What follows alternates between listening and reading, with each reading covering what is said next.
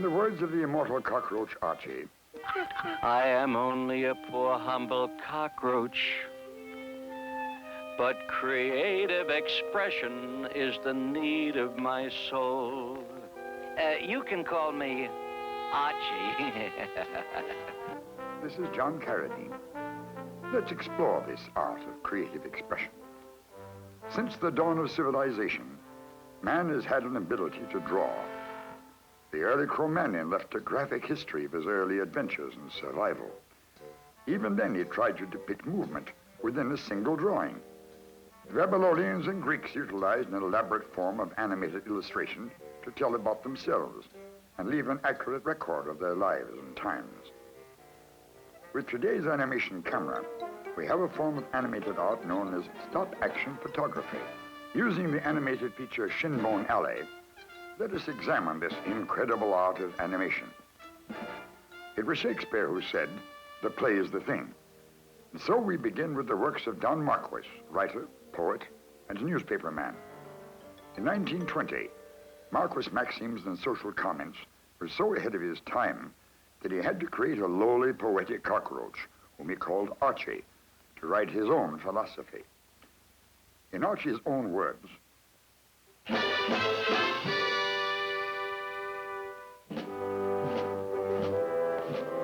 People may think they amount to a great deal, boss. But to a mosquito, they're just something to eat. to bring Shinbone Alley to the screen is a process so complicated as to require a unique teamwork of creativity and production.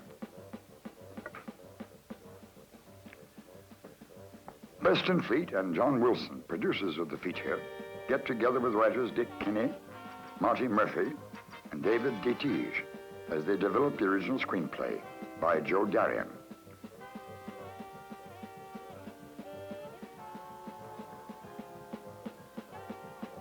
It was decided in these early meetings that the art, design, and color of the feature should be contemporary, a visual jazz experience.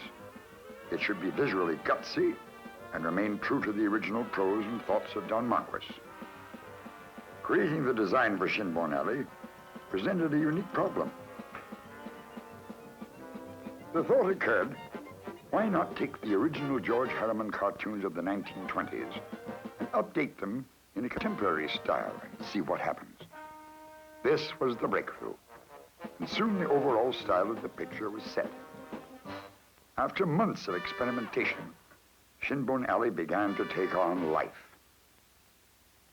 This is a storyboard, which graphically depicts every scene in the picture. It is not unlike a large comic book. Storymen Richard Kinney and Marty Murphy translate the script into a visual reality.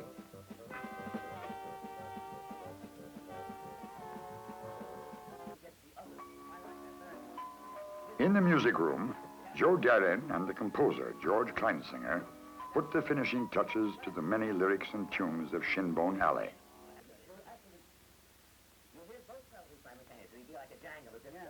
We had a course dissolved musically.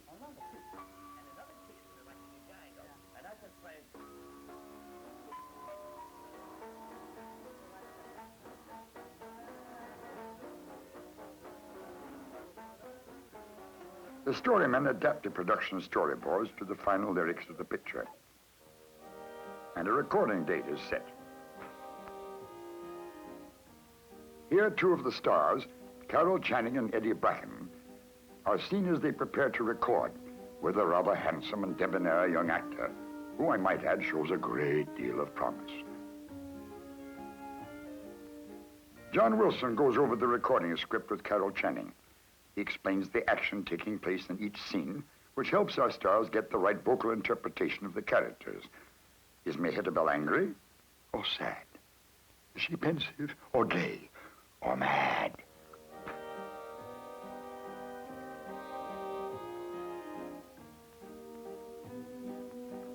Once the sequence feels right and swings naturally, the recording begins. Each sequence is recorded on a stereophonic 8-track tape, which is later edited to fit the picture. The animation will be timed to this soundtrack. Carol Channing, Eddie Bracken, and I record an interesting sequence from this unique animated feature. Come, little pigeon, come to me. Oh, come to me. Come to me. I want you near. I want you now.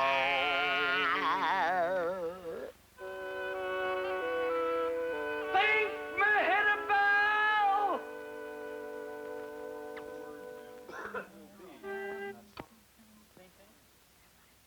The word Sue. Rolling. 74A, take two. Before I could stop him, that crazy little blighter took Here, a George fine leap. Kleinsinger directs the Fine Arts Hollywood Orchestra from the score of the picture, as Eddie sings one of Archie's songs. No little blighter.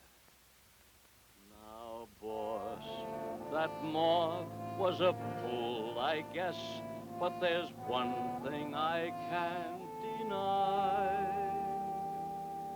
I wish there was something in this world. One of the big numbers sung by May Hitterbell in the picture is There's Life in the Old Dame Yet. I got a limp in my left hind leg, but there's life in my hittable yet.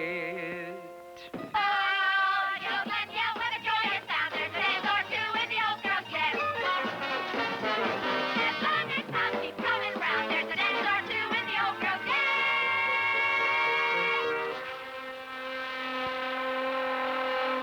My heart's been broken 1,000 times, and I've been through the mill.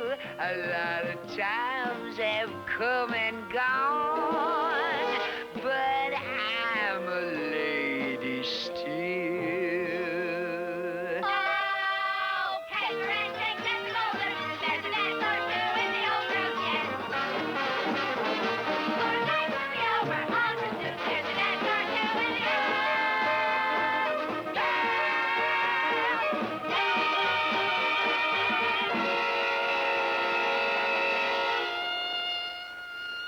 Alan Reed plays the part of Big Bill, the cognoscente of the alley arts. Well, suppose I just flick him a little ways. Well, little ways might not hurt. Yeah, a little ways. Yeah, that would be. Wait a minute. What am I saying? Mehittable, what are you saying? No, not by the antenna! Over 200 music cues must be recorded and transferred to 35mm magnetic film. Good. Now we're ready to go into full production, as the picture must be animated to the soundtrack. This is the layout department of Fine Arts Films, where all the animation action is planned. Rosemary O'Connor is the first to begin staging the picture. Her job is to develop an environment for our stars.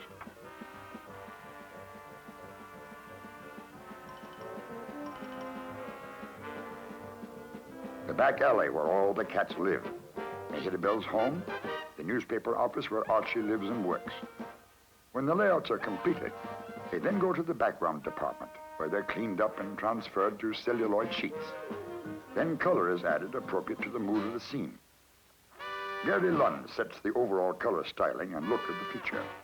What color should our stars be painted?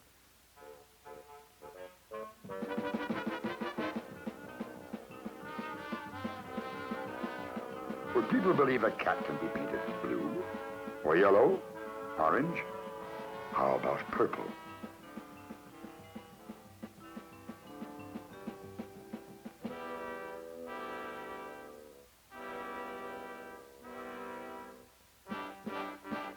While the backgrounds are being painted, the directors on the picture begin to time out the various scenes. Now the animators check in with the directors to start the elaborate process of animation.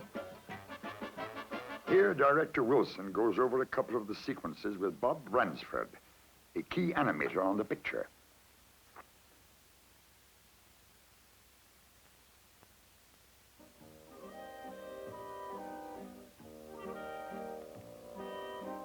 This is called an exposure sheet.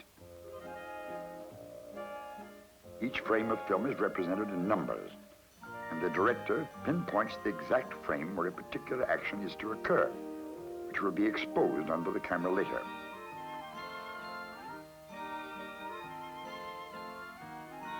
In order for Archie and his friends to come alive, more than 400,000 drawings and exposures must be made.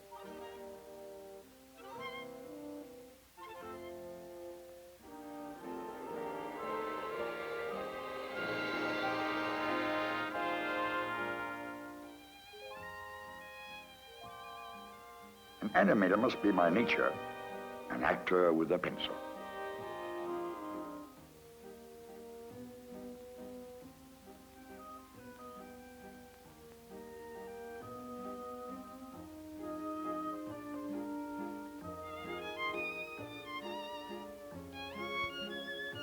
As each scene is completed, it is sent to the checking department, where the checkers make sure that the drawings are completed, that the paint separation lines are indicated, and that the exposure sheet gives the camera department full and complete instructions as to what is occurring in each scene.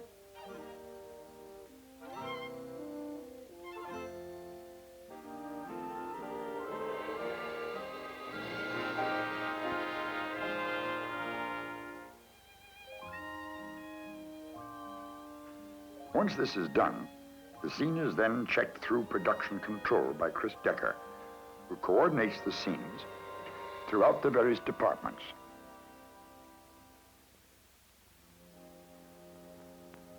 They are then sent to the Xerox department, where each drawing is transferred to a celluloid sheet, or cell as it is called.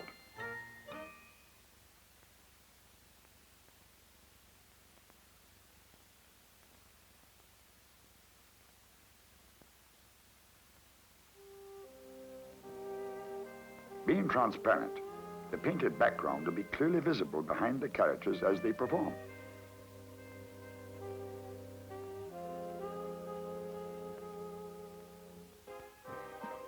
The Xeroxed cells then go to the ink and paint department. Here, more than 50 young ladies apply their colors to each of the thousands of cells.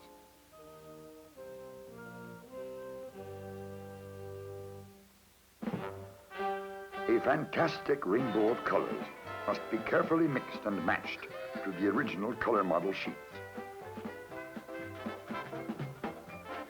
Here, Connie Crawley, head of the ink and paint department, checks the completed inked and painted cells.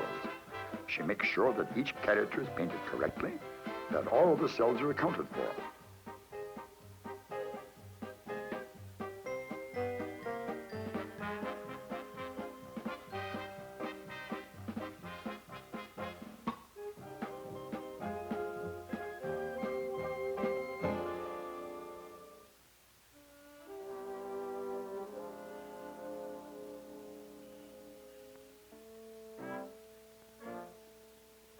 As the scenes are completed, they are sent to the camera department where the painted cells are photographed against the proper background. One frame at a time. Here, Jean Borgie, head of the camera department, sets up one of the many scenes from Shinbone Alley. Placing the inked and painted cell of Mehitabel over the background, he then shoots a frame of film. Before each shot, the platen is forced down upon the cell setup through a vacuum pressure. This eliminates any wrinkles or highlights that might show should the cell be uneven. The exposure sheet gives the cameraman the following information. 1, the field size, or how close to the character the camera is to be. 2, whether there is to be a pan or moving background behind the action.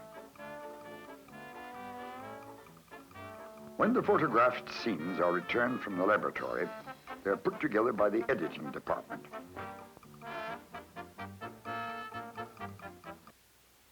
Here, director John Wilson and editor Sam Horta go over the continuity. As you can see, editing is a serious task. Sometimes it is necessary to shorten the scene for overall timing and pacing. When the sequence has been edited to length and synchronized or synced up with the dialogue track, it is then time to add the sound effects and music tracks, often as many as 10 different tracks.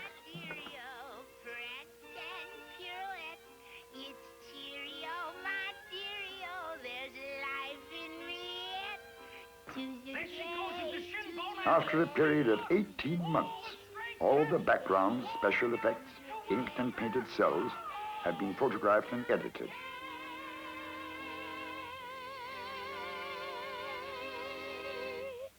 Look at them all, yowling and cheering as Behitable dances on the cold cobbles, and the wind blows through hot frozen whiskers.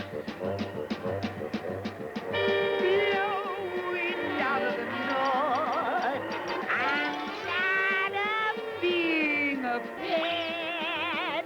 My left hind leg is brittle, but there's life in the old dame yet. Wind come out of the north and pierce to the guts within. Someday my Behitible's guts will string a violin.